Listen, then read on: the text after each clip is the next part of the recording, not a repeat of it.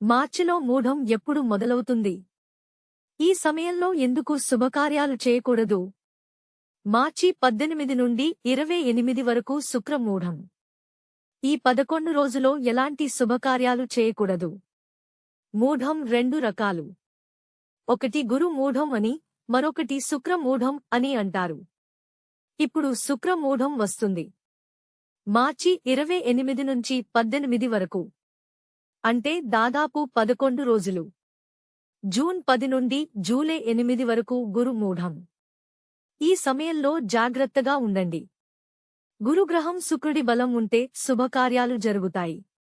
ఈ కాలంలో గురు, శుక్రగ్రహాలు తక్కువ శక్తిని కలిగి ఉంటాయి, అందుకే దీన్ని మూఢం అంటారు. ఈ మూఢంలో ఎలాంటి శుభకార్యాలు చేయకూడదు.